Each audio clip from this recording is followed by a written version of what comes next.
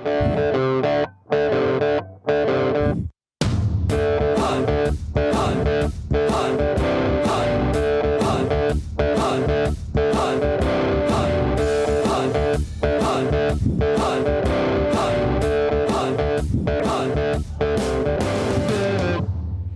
वालेकुम एवरीवन, आप देख रहे हैं commentary box HBL PSL special edition. और व्हाट एन अमेजिंग मैच।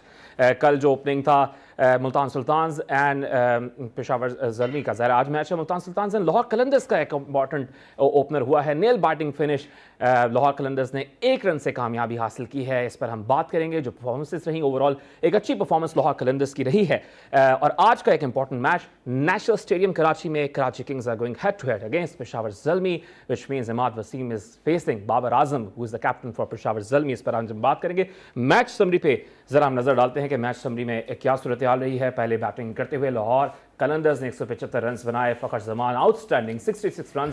इसके अलावा मिर्जा वेग ने 32 रन की एक कैमियो खेला। मुल्तान सुल्तान्स ने जवाब में 20 ओवर्स की पूरी इनिंग्स खेली, लेकिन कप्तान मोहम्मद रिजवान की 75 रन से एक बड़ी जारहाना इनिंग्स, 50 गेंदों में उन्होंने 75 रन बनाए। उस पर भी उसके बावजूद मुल्तान सुल्तान्स कामयाबी हासिल नहीं कर सकी है। तो मैच की जो सूरत हाल रही गुज़श्ता रोज़, जो प्रेडिक्शंस की, उस पर हम बात करेंगे। Senior sports journalist Waheed Khan साहब भी हमारे साथ मौजूद होंगे। क्रिकेट एनालिस्ट हमारे साथ मौजूद है वासे हबीब। वासे, गुज़श्ता रोज़ आपने बात की कि भाई Qalandars will make it and वही होगा जो पिछले साल फाइनल में हुआ था, तो क्या कारकर्दगी रही पेशावर ज़ल्मी की? यार पेशावर नहीं, मुल्तान सुल्तान्स बेसिकली जमान खान की कल आपने मुझसे बात की थी और मैंने आपको कहा था कि जो कैप्टन होता है वो हमेशा किसी भी मेजर टूर्नामेंट में जो है ना अपने लोग बनाता है। तो आपने कल देख लिया एक बार फिर के लास्ट ईयर की स्टोरी जो है सेम दोहराई गई कि शाहीन और हारिस ने बॉल कर ली और लास्ट ओवर उन्होंने फिर रखा, क्योंकि वो PSL को जमान खान जैसे यंगस्टर्स को ग्रूम करने के लिए देखते हैं। वो अपने रन्स या अपनी बॉलिंग में जो है ना वो स्कोर शीट पे 2 आउट लगाने के लिए नहीं देखते। अब आप जो बात कर रहे हैं रिजवान की, कल से आज तक मैं ये चीज नोट कर रहा हूं कि मोहम्मद रिजवान के 75 रन 50 गेंदों पर 150 का स्ट्राइक रेट, उसके बावजूद वो तनकीद की जद में। देखें बैटिंग में वो तनकीद पर नहीं है। बेसिकली एज कैप्टन आपकी प्लानिंग सिर्फ फील्ड पे नहीं होती, जब आप बैटिंग कर रहे होते हैं कि आप इस चेस के पीछे कैसे जाएंगे। देखिए मैंने आपको कल एक बात और बताई थी तला, फ्रेश विकेट के हवाले से। फ्रेश विकेट होती क्या है, ये चीज इसलिए लगे कि लोगों को पता चले कि इधर वाकई हार्डकोर 22 गज क्रिकेट का शो हो रहा है। फ्लैट विकेट जो नई विकेट होती है वो किसी ने नहीं देखी होती। नॉर्मली उसका बिहेवियर यही होता है। समीन गुल का बॉल आप देखें, सीम कर रहा था दोनों तरफ और इस तरफ स्विंग कर रहा था और सीम मूवमेंट थी। उसके बाद जो आप देखें new talent, I was very very Impress with एहसान उल्लाह। मैं रन्स कॉलम पर नहीं जाता हूं, उसका पोटेंशियल चेक करें, उसकी लेंथ को चेक करें कि जिन एरियाज में बॉल की, वो कहलाती है 9 मीटर की लेंथ। 8 से 9 मीटर की लेंथ पर अगर आप 140 क्लिक्स के बॉलर हैं तो यकीन कीजिए ना तो कोई आपको ड्राइव मारेगा और ना पाकिस्तान के अंदर बैटिंग का वो टैलेंट आता है कि उस लेंथ पे रख के कोई आपको बैकफुट पे पुल मार देगा। जो ग्रूम लाहौर कलंदर्स ने जमान खान की नजर में किया है, मीरपुर आजाद कश्मीर से ताल्लुक, KPL से आए, फिर पिछले साल लाहौर कलंदर्स ने पिक किया और इस साल कितनी ग्रूमिंग इन्होंने की लाहौर कलंदर्स। आपने बिल्कुल ठीक पिक किया। देखें जमान खान एक सिलिंगी एक्शन का बॉलर, बड़ा मुश्किल होता है ऐसे बॉलर का कि कंट्रोल करे वो अपनी लाइन को और लेंथ को। तो लास्ट ईयर जब ये पहली बार इंट्रोड्यूस हुए थे और इन्हें 13-14 रन बन गए थे, मैं उसी वक्त किसी और प्लेटफॉर्म पर ये बोल चुका था कि इस लड़के में पोटेंशियल है। Now it's up to Qalandars and Shaheen.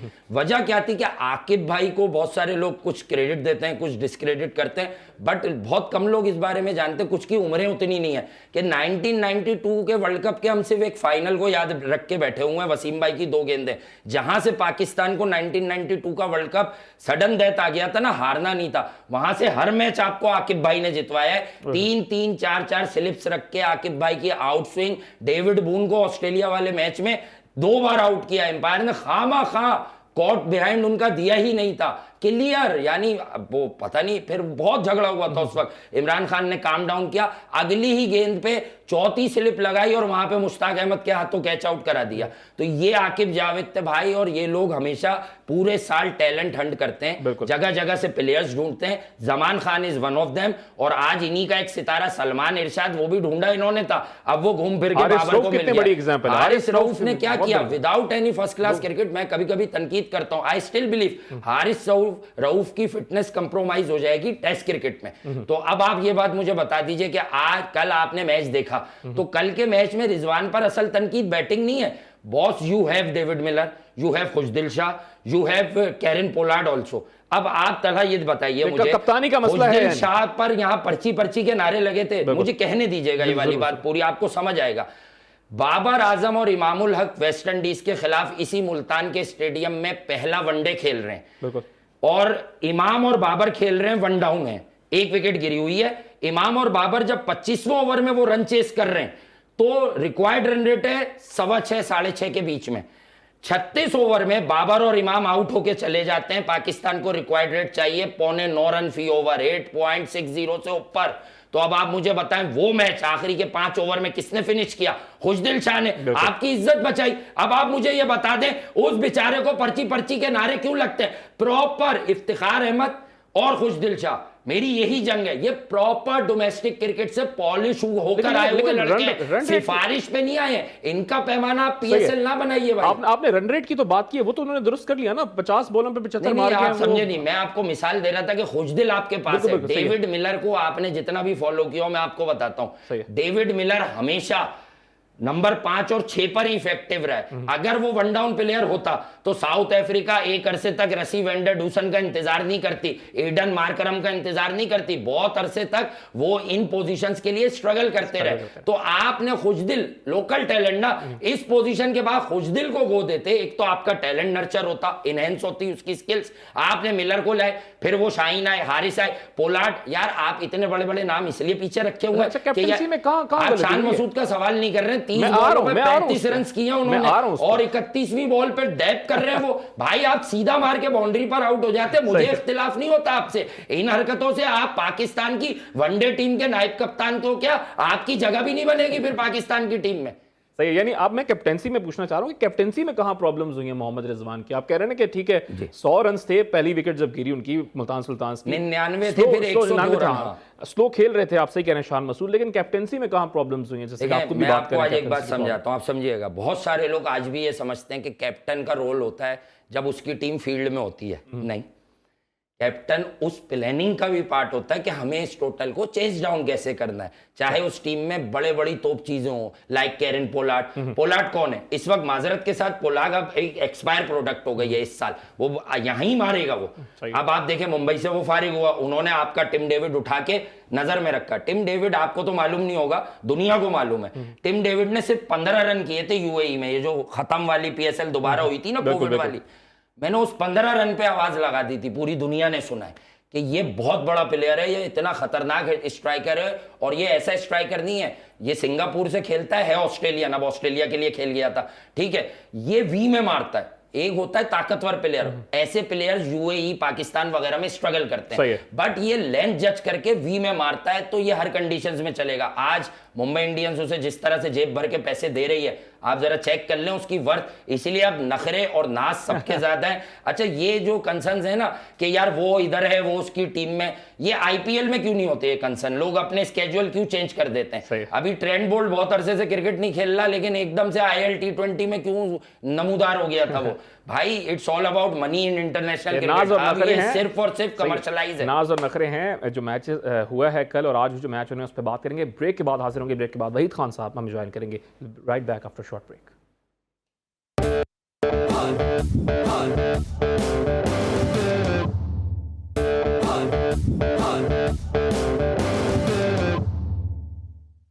Welcome back after short commercial break. Wasay Habib हमारे साथ मौजूद हैं, इनसे बातचीत तो जारी रहेगी, लेकिन असगर अजीम नेशनल स्टेडियम कराची में मौजूद है। क्या मनाजिर है वहाँ पर असगर? कैसे मनाजिर आप देख रहे हैं? शायकीन क्रिकेट की कितनी बड़ी तादाद वहाँ पर है? नेशनल स्टेडियम में अभी शायकीन का दाखिला शुरू होने में सिर्फ चंद लम्हात बाकी हैं, लेकिन नेशनल स्टेडियम के बाहर शायकीन क्रिकेट की बड़ी तादाद जो है वो लाइन में लगी हुई है। किसी ने जलमी के परचम उठाए हुए हैं, तो किसी ने कराची टीम के, बड़ा जोश बड़ा जज्बा है। और वैसे भी आज मुकाबला अम्माद वसीम और बाबर आजम के दरमियान है, क्योंकि आजम इस बार पेशावर ज़ल्मी के कप्तान है और अम्माद वसीम की जो है वापसी हुई है एज ए कप्तान कराची किंग में। और ये मुकाबला जो है 7 बजे तक का शेड्यूल टाइम है, लेकिन इतला यही है कि शायद इसको जो है थोड़ी ताखीर का हो सकती है इसके आगाज में। ताहम इस वक्त जो है सिक्योरिटी के मुकम्मल इंतजाम कर लिए गए हैं। कराची ने विजिट किया है तमाम उमूर का और चीज़ों का उन्होंने जायजा लिया है, जिसके बाद अब जो है शायकीन के लिए दरवाजे कुछ ही देर में खोल दिए जाएंगे। जी शायकीन क्रिकेट की जो बड़ी तादाद है वो नेशनल स्टेडियम कराची के बाहर मौजूद है और अब से कुछ देर बाद नेशनल स्टेडियम में उनका दाखिले की उनको इजाज़त मिलेगी। और जैसे कि असगर वहाँ की सूरत हाल से मुतालिक बता भी रहे हैं, आज के मैच की सूरत हाल पर अगर हम देखें, नज़र डालें तो जैसे कि सब लोग भी बात कर रहे हैं कि मोहम्मद आमिर और बाबर आजम का आपस में बेसिकली ज़्यादा बहुत हाइप 10 काउंटर है। और यकीनी तौर पर आपको मालूम है कि जो रिसेंट पास में स्टेटमेंट्स का जो तबादला हुआ है, और तबादला तो ऐसे नहीं हुआ कि बाबर आजम कभी भी रिस्पॉन्ड नहीं करते, लेकिन इमाद वसीम का जो एक क्रिकेट पाकिस्तान के लिए जो अभी इंटरव्यू आया लास्ट वीक में, तो उसने बड़ा तहलका खेज इंकिशाफात भी हुए। और यार देखें, एक होता है आप इनडायरेक्टली किसी को बैश कर रहे हैं, और मैं आपको एक बात पहले भी बता दूं, जिस आदमी के पास क्रिकेट नहीं है ना, वो लोगों को जो है ना इनडायरेक्टली 2-2 4-4 के ग्रुप में बैश करना शुरू कर देता है। अगर आपके पास क्रिकेट है ना, तो आप ये बताएं कि क्रिकेट में आप क्या जानते हो और अगला क्या जानता है, 22 गज पर होता क्या है। मैं आपको यही बताने की यहाँ बैठकर कोशिश करता हूँ हमेशा, और आप खुद माशाल्लाह एक काबिल इंसान है कि भाई क्रिकेट जो है ना वो ऐसे नहीं आ जाती, वो खेलने से आती है, वो समझने से आती है। अब बहुत सारे लोगों को ये पता नहीं है बॉल का लेंथ जो है वो कहाँ पड़ता है तो कहाँ जाता है। 8 मीटर का लेंथ अभी किसी से आप मालूम कर लें तो उन्हें मालूम नहीं होता। तो ये जब लोग इसको वॉर बनाते हैं, मैं देखें बाबर आजम के स्ट्राइक रेट पर या बाबर आजम के रेंज ऑफ स्ट्रोक्स पे तो सवाल उठाता हूं, पर मैं आपको ये बता दूं, इमाद वसीम वो इस तरह से पोर्ट्रे ना करें आप उन्हें कि वो कोई बाबर आजम के करीब के खिलाड़ी हैं। सही है, he is a very good allround cricketer, but मैं उनकी एक खामी भी देखता हूं।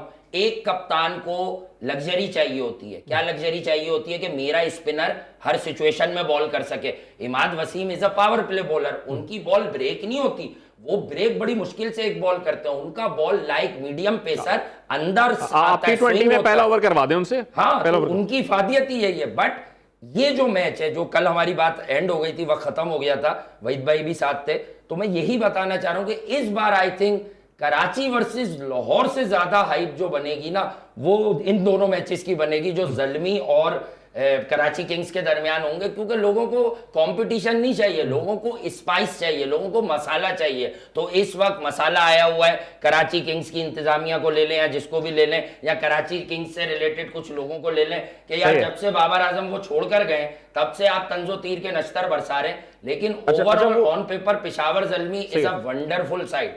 अच्छा, क्या मसाला की जो हम बात कल भी कर रहे थे कि क्या मिर्च मसाला चल रहा है बाबर आजम और इमाद वसीम का, तो प्लेयर्स जब वहाँ पे प्रैक्टिस सेशन में इस वक्त मसरूफ़ हैं, वार्म अप चल रहा है, तो असगर क्या सूरत हाल है? कल तक तो बहुत ज़्यादा खबरें आ रही थी, ज़ाहिर मुलाकात नहीं की, प्रेस कॉन्फ्रेंस में भी सवाल कर लिया गया, उन्होंने भी डिनाई किया बाबर आजम ने कि ऐसा कुछ नहीं है इमाद वसीम के दरमियान।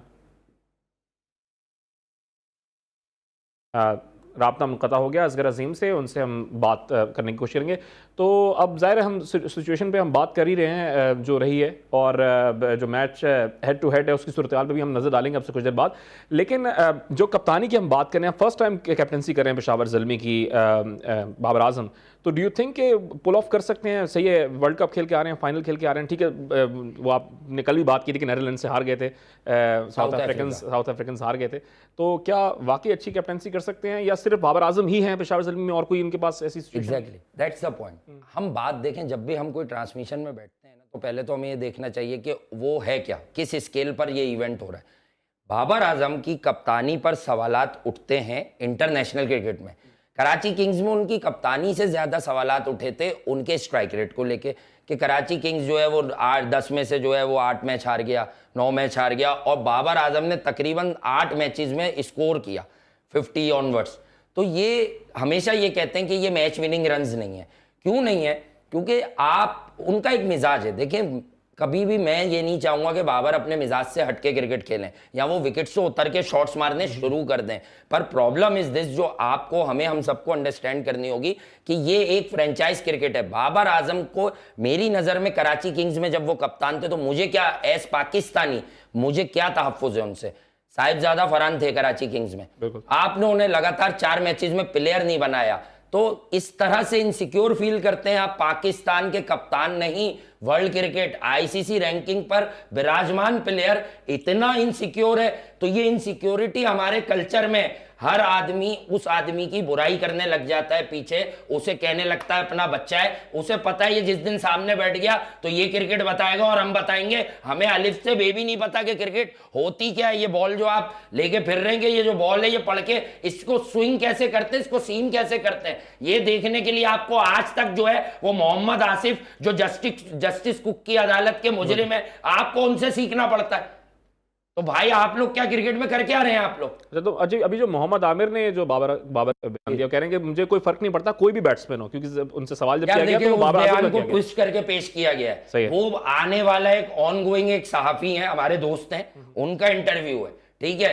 वो उन्होंने कहा है कि एक बॉलर कहता है ना आई डोंट केयर कि यार इंटरनेशनल क्रिकेट में चाहे मैं मैकगिरा को खेल रहा हूं या मैं एमरोज को खेल रहा हूं या वसीम अकरम, मेरा माइंडसेट एक ही होता है कि कंसंट्रेट करूं, लास्ट मूवमेंट तक बॉल को देखूं, लेंथ को जज करूं और अपने हिसाब से मेरिट। तो उनको कंपेयर विराट कोहली से करते हैं, वो टेलेंडर की बात कर रहे हैं, टेलेंडर हो या बाबर आजम हो, मैं स्पाइस दे दूं, ये नहीं कहा उसने, मैं स्पाइस नहीं दूंगा। क्या कहा है? क्या मेरे लिए बाबर हो या कोई टेलेंडर हो, मैं एक ही माइंडसेट से बॉलिंग करता हूं, या मुझे आमिर पे शक हुआ है, इसे अदर साइड देखें, ठीक है। यानी आप टेलेंडर को, टॉप ऑर्डर बैट्समैन को एक ही माइंडसेट से बॉल करते हो, तो टेलेंडर को तो ज्यादातर यॉर्कर्स की जाती हैं, अब आप नए बॉल से यॉर्कर मारना शुरू कर एज अ बॉलर आप सोच रहे हैं। एग्जैक्टली, इस बयान में आमिर पे डाउट क्रिएट होता है यार, बाबर पर नहीं होता है। और Imad, Wasim, Shoaib Malik, all of the sudden इन्हें बाबर आजम से क्या मसला हो गया? ये वही लोग हैं भाई के जब सरफराज, देखिए सरफराज अहमद की ये लोग जो एटीट्यूड में बड़े अलग हैं, फौरन जवाब देते हैं, ये लोग आज भी इज्जत करते हैं। रिसेंटली इमाद वसीम से एक सवाल हुआ शुएब मलिक और उनकी वाइफ, अच्छा शोएब मलिक की कमबैक भी हुआ, उनका प्रॉपर बात करेंगे, लेकिन एक शॉर्ट कमर्शियल ब्रेक का कहा जा रहा है। Right back after short commercial break.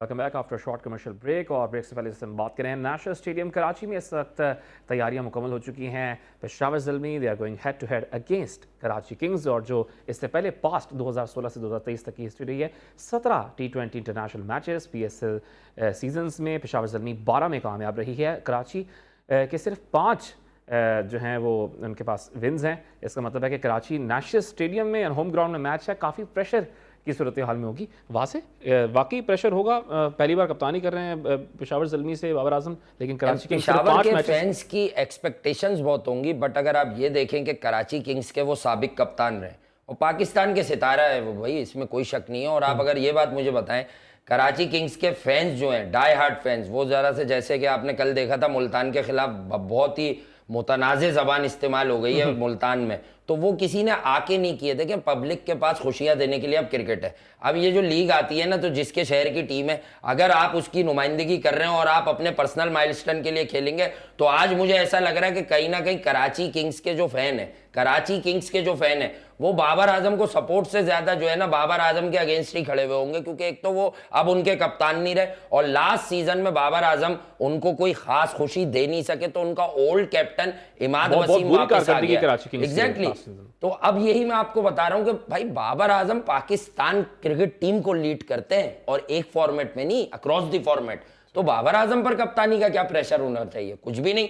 हाँ, पेशावर ज़ल्मी, उनकी टीम मैनेजमेंट, उनका माइंडसेट, उससे मुताबिक क्या वो बाबर की सलाहियतों से मैच करेगा? क्या बाबर वैसी ही प्लानिंग करते हैं 40 ओवर की क्रिकेट की, 20-20 ओवर की, जैसी उनकी टीम मैनेजमेंट करती है? ये अहम चीज है। तो ये माइंडसेट, क्योंकि हमने थ्रू आउट पेशावर ज़ल्मी को कामरान अकमल, डेरिन सैमी के जमाने से जो इनके हेड कोच भी हैं, क्या देखा है कि through out Peshawar Zalmi attacking brand of cricket पर जाती है, कभी भी डिफेंसिव ब्रांड ऑफ क्रिकेट पर नहीं गई। चाहे सैमी कप्तान हो, चाहे शाहिद खान आफरीदी हो, चाहे उसके बाद कामरान अकमल। और Kamran Akmal is one of दोस्त के जब पाकिस्तान सुपर लीग आई थी तो उसे चमकाने वाले नाम थे शर्जील खान और कामरान अकमल, टॉप स्कोरर भी। एग्जैक्टली, कामरान अकमल की 2 सेंचुरी। मतलब आप देखें ना कि पेशावर ज़ल्मी के पास अब कामरान को रिप्लेस करके आए हैं मोहम्मद हारिस। तो असल में ये गेम जो पेशावर के लिए बनेगा, वो बनेगा मोहम्मद हारिस से, कि मोहम्मद हारिस फायर करेंगे या नहीं पाकिस्तान के लिए बहुत अच्छी परफॉर्मेंस थी। अच्छा, शुएब मलिक पूरा लंबा एक सफर करने के बाद वापस कराची किंग्स से इंपॉर्टेंट पार्ट होंगे टीम के, या जैसे पाकिस्तान टीम देखिए उनके साथ हुआ है वही। मैं एक बात का बड़ा फर्म बिलीवर हूं कि फ्रेंचाइज क्रिकेट में शोएब मलिक की बड़ी अहमियत है, बड़ी अहमियत है। 1999 में पाकिस्तान के लिए डेब्यू किया, सकलैन मुश्ताक अनफिट थे, बहुत छोटे से स्लिम से थिन से शोएब मलिक थे, 17-18 साल के करीब, और वो ले गए उनको शारजा और सिर्फ वहाँ पर ये ऑफ स्पिन कराते थे और बाद में बैटिंग का पोटेंशियल था। 10वें नंबर पर बैटिंग किया करते थे ये पाकिस्तान इंटरनेशनल एयरलाइंस की तरफ से, लेकिन वहाँ वसीम अकरम, मोइन खान इन सब के फेवरेट होने की वजह से इनको पाकिस्तान की टीम में बड़े तवातुर के साथ चांसेस दिए गए। और फिर वकार यूनिस ने शारजा में 2002 में इनसे 2 मैचेस में 5 नंबर पर बैटिंग करवा दी जहां ये 100 कर गए, और वहां से शोएब मलिक जो है एक बॉलिंग ऑलराउंडर से बैटिंग ऑलराउंडर की तरफ उनका कन्वर्जन शुरू हो गया। लेकिन उसके बाद से देखें, मेरा जो इन जर्नल इख्तिलाफ है, क्योंकि मुझे किसी से कोई काम नहीं होता, तो वो ये है कि पाकिस्तान के लिए आईसीसी या मेगा इवेंट्स में शोएब मलिक ने क्या किया? Straight away nothing. अच्छा, तो इंटरनेशनल लेकिन ये जो लीग क्रिकेट है, ये वही फ्रेंचाइज है जहां रवि बोपारा ने इनके लिए आवाज उठाई थी। There are too many cricketing brains in Karachi kings. Maybe ये चीज भी बैकफायर कर जाए कराची किंग्स को, समझिएगा मेरी बात। लॉन्गेटिविटी तो बहुत अच्छी है शोएब मलिक की, 99, 2009 पे 2019 और अब ये चौथी दफा खेल रहे हैं। ये 4 डेकेड में चलने वाले वाहिद प्लेयर हैं हैं, क्योंकि इनका डेब्यू 99 में हो गया था। और ये बात हम लोग भी कोट करते थे टेलीविजन स्क्रीन पर, मुझे याद है कि न्यूज 1 आज वगैरह पर बैठकर ये बात हम कोट करते थे कि शायद शोएब मलिक की फिटनेस इतनी अच्छी है कि ये जो है आगे तक भी क्रिकेट खेल जाए। तो मैं आपको यही बात बताने की यहाँ कोशिश कर रहा हूँ तलवा कि शोएब मलिक, इमाद वसीम, आमिर, ये ऐसे कैरेक्टर हैं, ये गेम की अंडरस्टैंडिंग इनकी सुप्रीम है, इसमें कोई शक नहीं है। तो बहुत दफा ऐसा होता है कि वो जो बहुत ज्यादा इंटरेक्टिव पीपल होते हैं ना, वो सारे ब्रेन मिलकर भी खिचड़ी बना देते हैं। But I must say Karachi Kings के इन खिलाड़ियों ने बाबर आजम का बुक्स पाल रखा है। तो it will be Babar Azam versus Imad Wasim versus Mohammad Amir. मतलब अकेले बाबर आजम खड़े होंगे और बाकी तमाम जो कराची किंग्स की टीमों खेलेगी। अच्छा, शोएब मलिक की हम बात भी कर रहे हैं, जूनियर टीम के सिलेक्शन कमेटी के चेयरमैन बनाया गया कामरान अकमल को। तो कई बार लोगों ने ये भी बात की, मैं सुन रहा था कि शोएब मलिक गालिबन वहाँ, जैसे कि आप खुद भी कह रहे हैं कि लॉन्गेटिविटी उनकी बहुत ज़्यादा है और फिटनेस भी बहुत ज़्यादा, तो आपको नहीं लगता कि चेयरमैन जूनियर सिलेक्शन टीम उनको होना चाहिए? तो देखिए, पहले तो वो क्रिकेट से रिटायरमेंट लें, फिर तो रिटायरमेंट तो कामरान अकमल भी नहीं ली थी। वो जब बने हैं तो उनसे पूछा तो उन्होंने बोला हाँ अब तो मैं बन गया हूं। स्टोरी बताता हूं। अब तो मैं बन गया हूं, तो फिर अब मैं रिटायरमेंट ले बनाया गया head of junior selection committee. बाद में उन्हें हारून भाई जिस कमेटी के सीनियर कमेटी के हेड हैं उसमें भी ले लिया गया।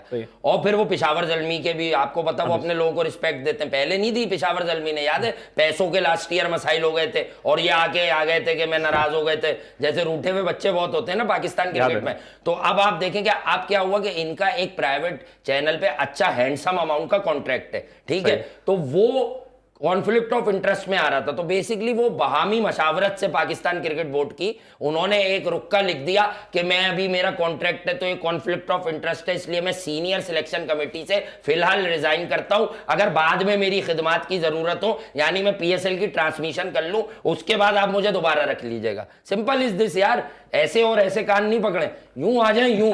जो head to head Peshawar Zalmi Karachi kings, कौन मार्का जीत रहा है? टॉस कितना इंपॉर्टेंट है? National stadium Karachi hard pitch होती है। लास्ट कुछ मैचेस में हमने देखा कि प्रॉब्लम्स हुई हैं बैट्समैन को भी, बैटर्स को भी। तो हेड टू हेड किसको एज ज्यादा हासिल है? ठीक है, बाबर आजम अकेले हैं पेशावर जलमी, बाबर आजम अकेले हैं। कहने का मतलब ये कि वो एक वाहिद, आप खुद कह रहे हैं ना कि कराची किंग्स वर्सेस बाबर आजम है ना, सिचुएशन तो वही बन रही है। लोग, आप एक बात बताएं, आप कल से लेके ज्यादा पीछे नहीं जाए, कल से लेके आज तक जिससे मिले इस मैच को लेके लोग क्या बात कर रहे हैं? इमाद, बाबर, क्या बाकी के 10 लड़के इनकी नजर में हैं? बाबर के बुक्स में इन्होंने ये सोचा हुआ है मोहम्मद हारिस अगर मारेगा, जो ऑस्ट्रेलिया में वर्ल्ड कप में सरप्राइज पैकेज था, लड़का दिलेर है, छोटा सा स्लिम सा, कोई उसे देखकर ये नहीं कह सकता। मैंने आपको ऑफ एयर भी हमारी बात हो रही थी, अग्रेशन यहां होती है कि मैंने मिडिल कर दिया हार्ड बॉल तो ये जाएगी बाहर। अग्रेशन यहां होती है, इंसान क्रिकेटर यहां से बनता है। तो रेंज ऑफ शॉट्स की आप बात कर रहे थे ना, वो भी कल गुज़श्ता रोज़ हमने बात की थी। हमेशा बात करता हूं T20 क्रिकेट में जिसके पास इंप्रोवाइजेशन या कम से कम रेंज ऑफ स्ट्रोक्स नहीं है। कल शान मसूद का डाउनफॉल क्या था? उसने खुद को वक्त दिया, सेट हुआ। हुसैन तलत जैसे मीडियोकर बॉलर को, जो कभी कभी का हादसाती 2 ओवर का बॉलर है, उसकी चेंज ऑफ पेस को आप वी में मारने के बजाय आप यूं करके मार रहे हैं, तो यार आपको पाकिस्तान क्रिकेट टीम के कप्तानी के मंच तक कैसे पहुंचाया जाएगा? जो ख्वाहिशात हैं लोगों की, इस शॉट पर तो नहीं पहुंचाया जाएगा। वाइस कैप्टन तक भाई तो आप पहुंचा अच्छा दिया ना। बोलते हैं, आपकी अदायगी बड़ी अच्छी है, आपके सर पर बड़ा काम एंड कंपोज हेड है। भाई मैं भी अगर लिखने बैठूंगा तो आप हैरान हो जाएंगे, लेकिन मुझे तो यहां बैठकर इंसाफ करना है ना यार, मुझे किसी की चापलूसी तो करनी नहीं है। तो कहने की बात है, ये मीडिया से कप्तान नहीं बनता। बाबर आजम में एज कैप्टन भी बहुत सारी खामियां हैं और उसमें एज क्रिकेटर भी बहुत सारी खामियां इंप्रूव कर रहे हैं, लेकिन improve कर अगर रहे हैं। किसी को उसके ऊपर चढ़ाना है, ये आप अपनी ही खा रहे हैं। वसीम खान फॉर्मर सीईओ ने सरफराज को ये कह के हटाया कि 1-2 फॉर्मेट आप छोड़ दें अगर छोड़ सकते हैं, वरना हम आपको हटा देंगे। उसने कहा सर जो फैसला करना चाहते हैं कर लें आप। सरफराज को आपने क्या किया यार, इसकी कारकर्दगी नहीं है। अब मैं हैरान हूं, हम कामरान अकमल को पोर्ट्रे कराते हैं बहुत बड़ा क्रिकेटर है भी, डेंजरस प्लेयर नो डाउट। कभी रिकॉर्ड किसी ने देखे कि पाकिस्तान की तारीख का तीनों जब कंबाइन करेंगे स्टिल सरफराज से बड़ा विकेट कीपर बैट्समैन कोई नहीं है। अच्छा हमारे पास अब सही, आप दुरुस्त गुफ्तगू कर रहे हैं और जब देखेंगे हम कोयटा ग्लैडिएटर्स जब मैच खेलेंगे तो देखते हैं सरफराज की क्या कारकर्दगी रहती है। टाइम हमारे पास बहुत कम है। आकाश चोपड़ा जो कि जर्नलिस्ट हैं स्पोर्ट्स के, भारतीय सहाफ़ी हैं, उन्होंने PSL के बारे में बोला है कि it's the second best league after IPL। तो फाइनली क्रिकेटर हैं, इंडिया की नुमाइंदगी और बहुत और अपना अब वो बड़ा एक्टिव बिल्कुल रहते हैं क्रिकेट के बारे में और लाइक अस वो डिजिटल प्लेटफॉर्म पे भी किंग है और बात करते हैं वर्ल्ड क्रिकेट की, यानी छोटी सोच के हामिल नहीं है। जैसे हम लोग वर्ल्ड क्रिकेट की बात करते हैं ना, मेरा काम क्रिकेट बताना है भाई, मेरा काम प्रेजिंग करना नहीं है कि फला उधर का क्रिकेटर है। भाई लोग मुझ पर सवाल क्या उठाएंगे कि यार तुम क्रिकेट पर बोलते हो, मैं ये झूठ कैसे बोल दूं कि विराट कोहली अच्छा खिलाड़ी नहीं है या बाबर विराट कोहली से बड़ा खिलाड़ी है। मैं ये झूठ नहीं बोल सकता भाई, मुझे क्रिकेट समझ आती है। बात ये जो लोग उनके बिहाफ पे बोलते हैं उनकी सेटिंगें चल रही हैं भाई, उनके मसाइल होंगे, मेरा कोई मसला नहीं है किसी से भाई, ना मैं किसी के दर का वो हूं। तो मैं अब आपको बता देता हूं आकाश चोपड़ा ने क्या बोला है, PSL को गलत नहीं कहा होगा, गलत नहीं कहा, बिल्कुल उन्होंने बोला second best league after IPL, यानी पूरी दुनिया में सेकंड बेस्ट लीग है। बिल्कुल है। तो क्या साबित होता है कि आकाश चोपड़ा जैसे काबिल लोग, पढ़े लिखे दूरंदेश लोग ये जानते हैं कि पाकिस्तान सुपर लीग की पैसों में लेवल कम हो, करेंसी वाइज कम हो, बट अल्हम्दुलिल्लाह इंडियन प्रीमियर लीग के बाद पाकिस्तान सुपर लीग सबसे बड़ा ब्रांड है। बिग बैश में वो बात ही नहीं होती, वो प्लेयर्स ही नहीं जाते, 1-2 फारिग जो होते हैं कहीं घूम रहे उन्हें बुला लेते हैं कि शादाब तुम आ जाओ बेटा तुम आ जाओ, उसके अलावा है क्या पाकिस्तान कंपटीशन। बेसिकली लीग को तगड़ा कौन करता है, लेवल ऑफ कंपटीशन सबसे ज्यादा है। कल PSL 8 का धमाकेदार आगाज ये आपको बता गया, और ये मुल्तान का मैच था, लाहौर कलंदर्स का मैच नहीं था बॉस, ये मुल्तान सुल्तान्स का मैच था जो मुल्तान ने प्लेट में रखकर गवा दिया। ठीक है रिजवान ने रन रेट भी बढ़ाया, लेकिन उसका कोई भी स्ट्राइकर डाउन द ऑर्डर चल नहीं सका, कोई एक भी गैम्बल पेड ऑफ कर देता। लेकिन नेक्स्ट टाइम जितनी भी टीम है शाहीन और हारिस का सामना करें। वक्त बिल्कुल कम है। पेशावर वर्सेस कराची, कौन जीत रहा है? कौन जीत रहा है सिर्फ फाइनल आंसर। आई थिंक के अगर टाइम खत्म हो फर्स्ट बैट कर जिस टीम ने 180 प्लस कर दिया वो टीम जीत जाएगी। सही है। अच्छा शर्जील के बारे में बताएं कि शर्जील खान ने रीसेंट पास्ट में अपना वेट लॉस किया और ये बड़ा हौसला 20 kg कहा जा रहा है। और शर्जील खान के कमबैक के इम्कानात अब भी बहुत ज्यादा मौजूद हैं। बाबर उन्हीं से सबसे अच्छी तरह मिले और रीसेंट पास्ट में शाहिद आफरीदी ने भी कहा था कि सेठी साहब ने, चेयरमैन साहब ने अभी मुझे रोका था उनके लिए। तो शर्जील खान की सिर्फ फिटनेस का मसला है, शर्जील रन वो अच्छे से शर्जील से मिले हैं, ठीक है, लेकिन टीम में फिर क्यों नहीं वो करवा सके? वो तो कह रहे हैं अफरीदी ऐसे फरमाइशों पे तो नहीं आएगी ना परफॉर्मेंस। अब और आप चलाते हैं 4-4 सेंचुरियां उनकी, सही है। ये चेक करें वो बॉलर्स जो है उनकी स्पीड क्या होती है, जिसपे शर्जील वेट के साथ सेंचुरीज कर रहे थे, अब वो यहां करें। लास्ट PSL उनका अच्छा नहीं था। सही है। लेट्स सी कि Peshawar Zalmi and Karachi kings they are facing each other national stadium Karachi में। देखते हैं क्या होगा आज के मैच में, इसके बारे में बात करेंगे कल। अपना ख्याल रखिएगा। अल्लाह हाफिज।